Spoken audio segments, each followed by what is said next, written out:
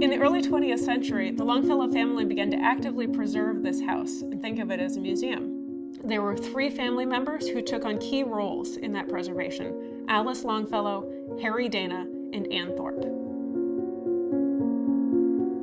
Alice Longfellow was active in the broader historic preservation movement, serving on the board of the Society for the Preservation of New England Antiquities and as a Massachusetts Vice Regent for the Mount Vernon Ladies Association. In her Cambridge home here, she wanted to preserve a memorial both to Washington's time using the house as his headquarters and to her father's poetic legacy. In particular, on the first floor, she tried to keep the furnishings and the house as she remembered her father having left it.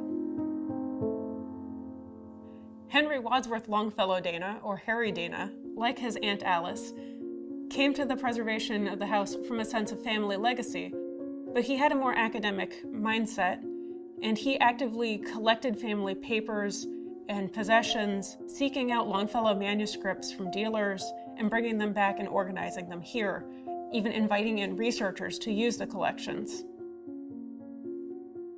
Harry's cousin Ann Thorpe took on a more administrative role, working to maintain and care for the house and manage it as a museum in the mid-20th century, up through the transition to the National Park Service in the early 1970s. The first key step that the family took in preserving the house was the establishment in 1913 of the Longfellow House Trust, which was designed to secure the preservation of the site beyond the lifetime of Longfellow's children. People often say that the Longfellows saved everything, because they certainly saved a lot. But they were very conscious about the legacy they were protecting here and conscious about what they were choosing to save. There were disagreements within the family over what should be preserved and how it should be preserved. For example, Ernest Longfellow, an artist, felt that the fine art from the house should be sent to a museum, and other family members pushed back. There were disagreements within the family about the management of the trust funds and how it was spent on taking care of the house. It is clear that the family was not a monolith. In 1917, Harry laid out his feelings in a letter, writing, "As for the contents of the house, the general principle that I should lay down there would be that as far as possible, the best, the most beautiful pictures, the most valuable books, the most precious manuscripts, be kept in the house, rather than letting the best be removed and keeping only a collection from which the cream has been skimmed." So this poses the question, what is the cream? After Harry's death in 1950, the trustees did transfer Henry Longfellow's manuscripts and his correspondence to Harvard for safekeeping. They felt it would be better for its preservation. That means that one of the strengths of our archival collection today is the women's papers, which weren't considered part of that cream in the mid-20th century. The 3 trustees had a mandate to ensure the preservation of the house. For Harry Dana, though, it was a personal calling, and sometimes their visions of what preservation meant came into conflict, particularly over issues like fireproofing and putting in vaults and what kind of insurance to carry.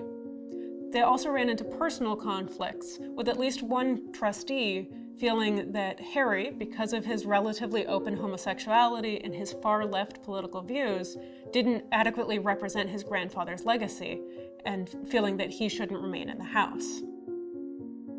The core value of preservation, they could all agree on. In 1917, with great foresight, Harry wrote, "It seems impossible for anyone today to foresee all the possible opportunities of 100 years from now.